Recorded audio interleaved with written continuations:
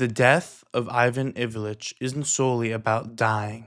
It's about the process of dying after you've realized you've never truly lived. Tolstoy's novella stands as one of the greatest reminders of memento mori in all of literature. It's a warning to the reader that if you live an ordinary and dreadful life like Ivan Ilyich did and don't come to realize it until you're lying on your deathbed, your life will be one of regret. Tolstoy's novella is a wake-up call. It's a gift from Tolstoy to those who are wasting their life, as a reminder to change, to do something about your situation, whatever it may be, so you don't come to regret it after it's too late. And that's exactly what we will explore in today's episode on Tolstoy's novella, The Death of Ivan Ilyich. Before we dive in, my name is Chris, and I want to thank you for being here for the second episode of the podcast.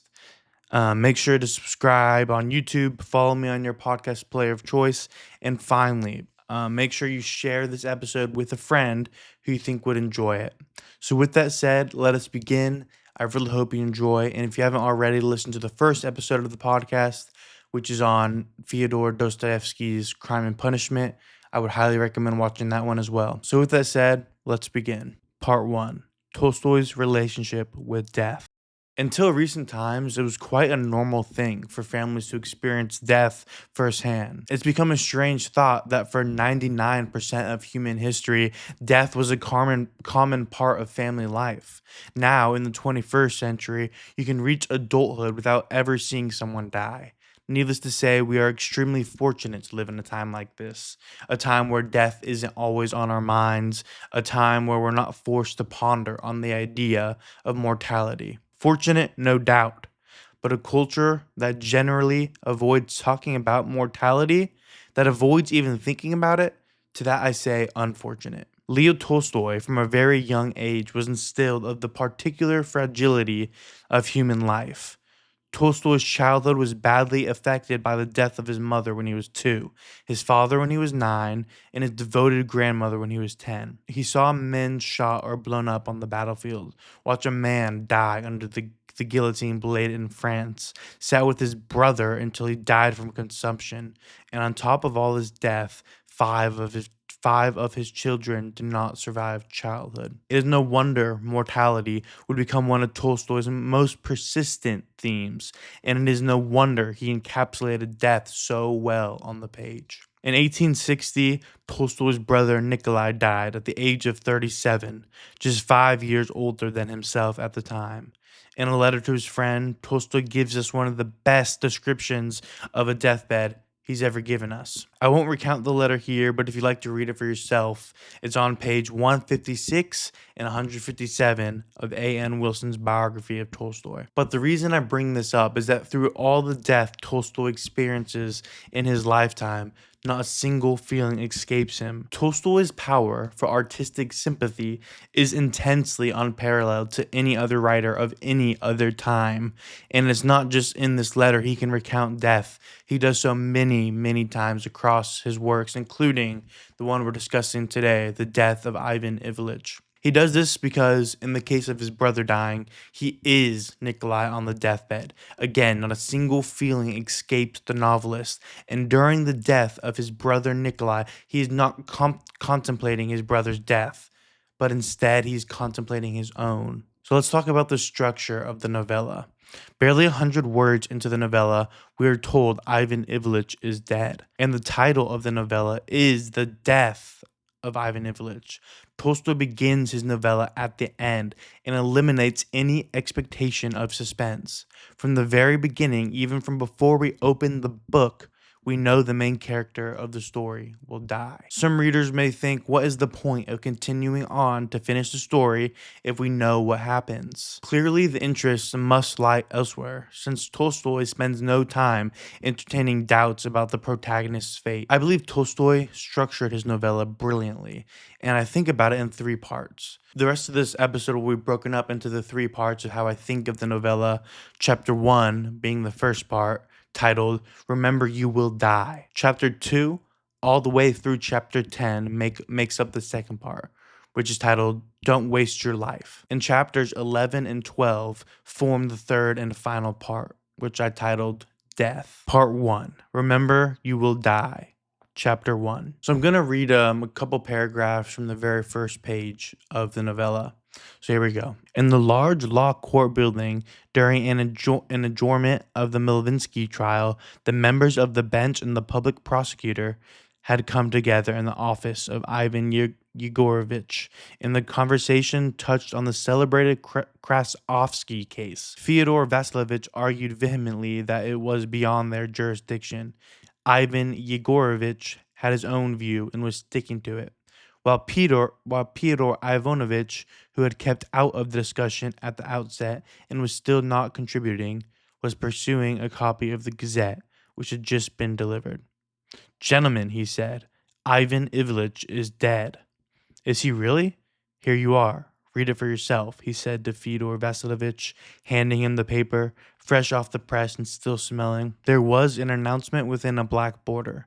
"It is with profound sorrow that Praskovia Fyodorovna Galovina informs family and friends that her beloved husband, Ivan Ilyich Godovin, member of the Court of Justice, passed away on the 4th of February this year, 1882.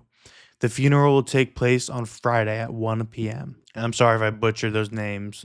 That was a lot of Russian names right there. So, as we just read, Tolstoy's novella starts at the end.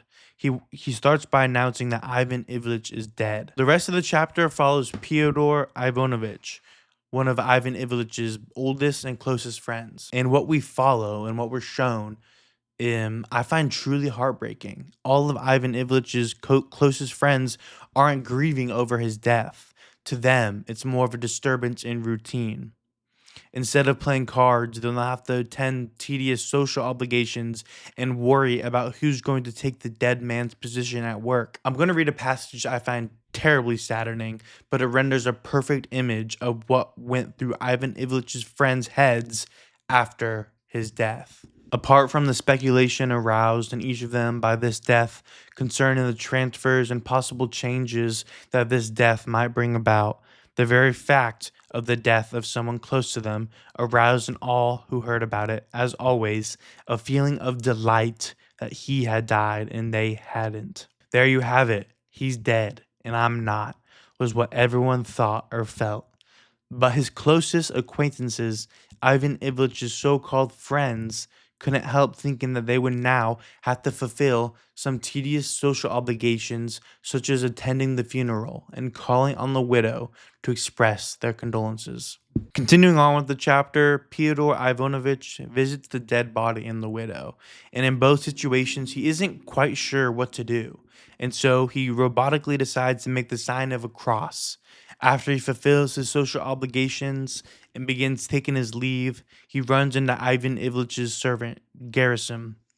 Fyodor Ivanovich asks, "Gerasim, how are you feeling, my boy? A bit sad." To this, Gerasim responds, "'Tis God's will, sir.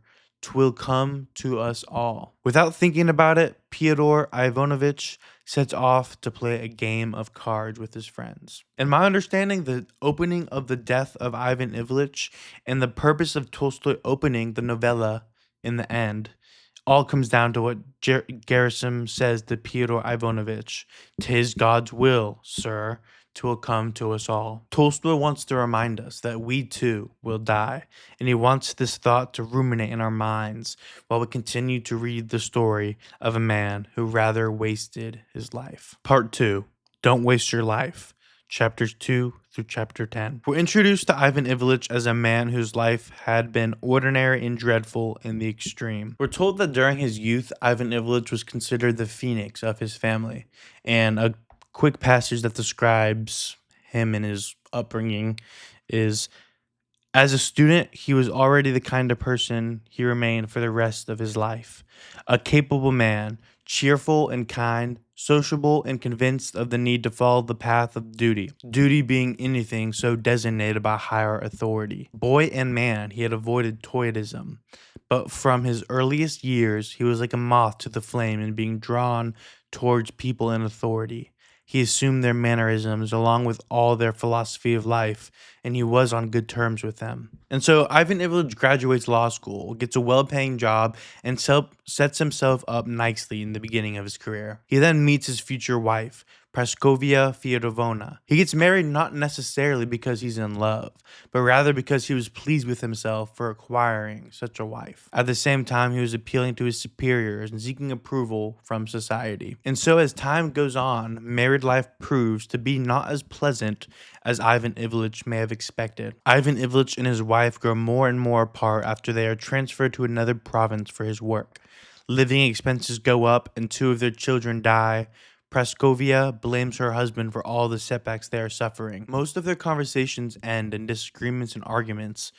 Quote, they were left with a few short periods of amorousness that came over them as husband and wife, but it did not last long. These were nothing more than little islands where they could anchor for a while, only to plunge back into a sea of hidden hostility as they grew further and further apart. Ivan Ilyich considers this normal and finds family time with his wife, his only daughter, and his only son unpleasant. He distances himself from his family, spending less and less time with them and more time working. And this is how Ivan Ilyich lived for 17 years, until suddenly something unpleasant happens at work. In short, Ivan Ilyich is passed up for a job promotion which he had been counting on securing. This drives him into a rage where he sees himself as the victim of an outrageously cruel injustice. He feels deserted by everyone who all think that that's just the way things go. And so eventually he decides he can't go on living like this and leaves for Petersburg to find a different, better paying job. And that is exactly what he does. Within a week, he secures a much better paying position, and all the anguish he felt towards his now former workplace and former colleagues is gone.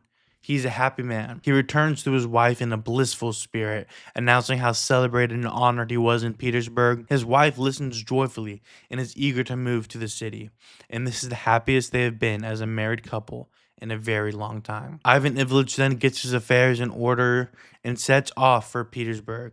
At first by himself, but eager to move his family in at once. He finds a dream apartment for himself and his family, and he takes it upon himself to decorate and furnish their new living space.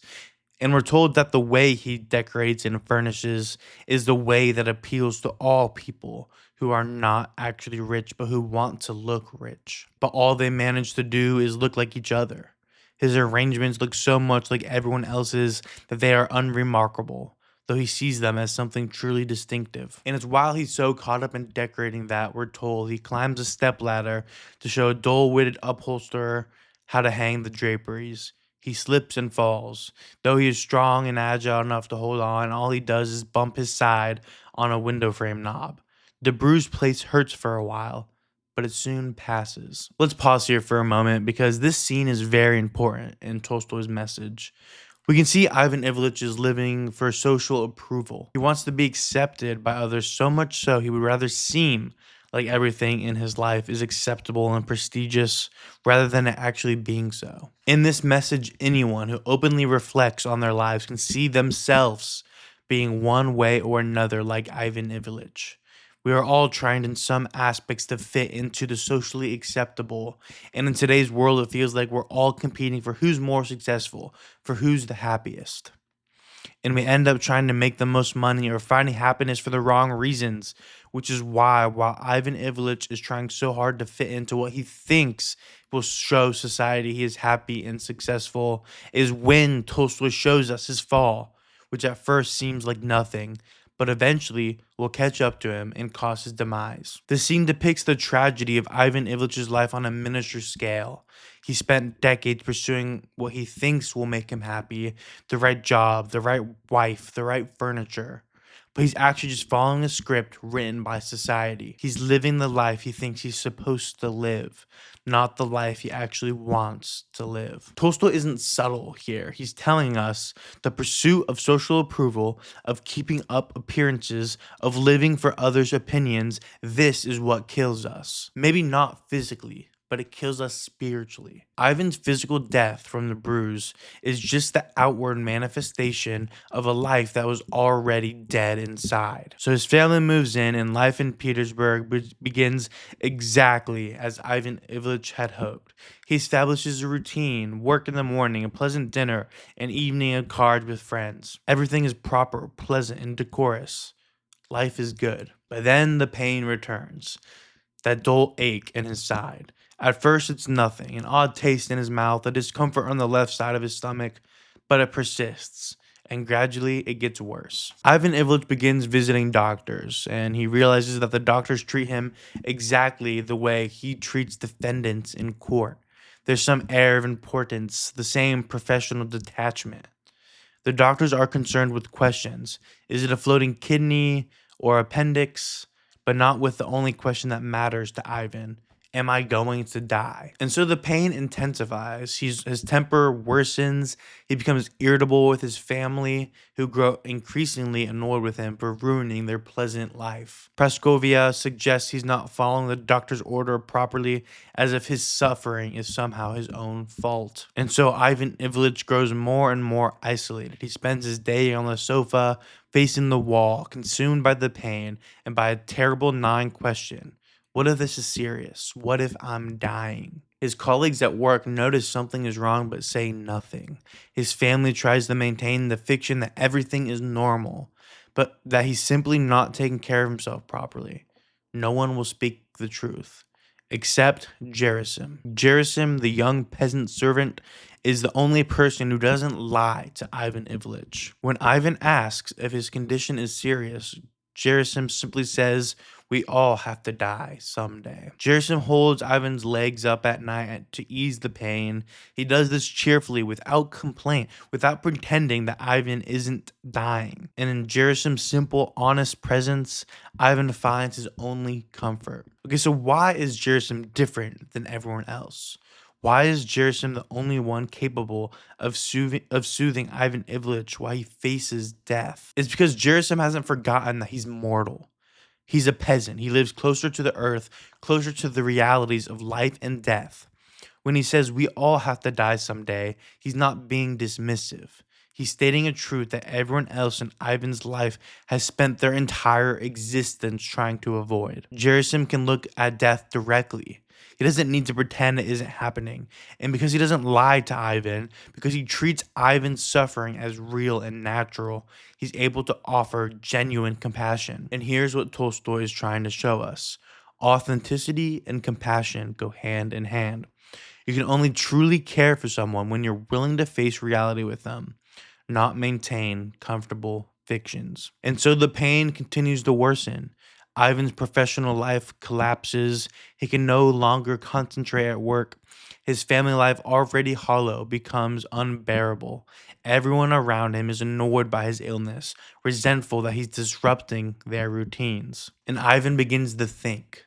Alone with his pain, facing the wall, he begins to remember his life. Ivan Ilyich could see that he was dying, and he was in constant despair. In the depths of his soul, Ivan Ilyich knew he was dying, but not only could he not get used to the idea, he didn't understand it. Couldn't understand it at all. All his life, the syllogism he had learned from Kieswetter's logic, Julius Caesar is a man, men are mortal, therefore Caesar is mortal, had always seemed to him to be true only when it applied to Caesar, certainly not to him.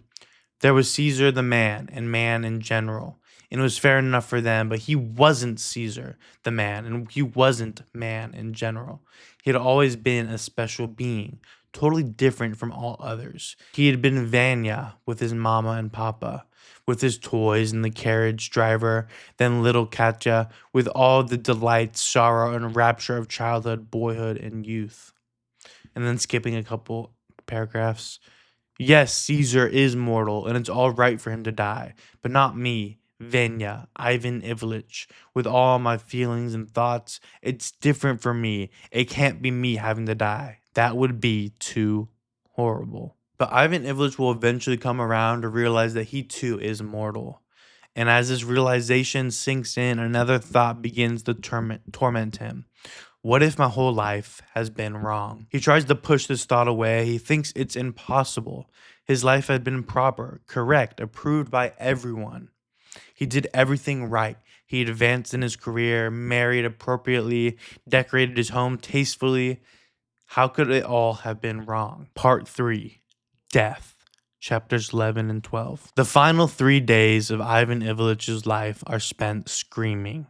He is fighting against death, against the awful realization that his life has been meaningless. Then, in his final hours, everything changes. Yes, it's all been wrong, he told himself. But that doesn't matter. It's possible to do the right thing. But what is the right thing? He wondered, and suddenly he was calm. It was nearing the end of the third day, an hour before his death. At that very moment, his schoolboy son crept in to see his father and came over to his bed. The dying man was still screaming desperately and waving his arms about. His hand happened to catch the boy's head.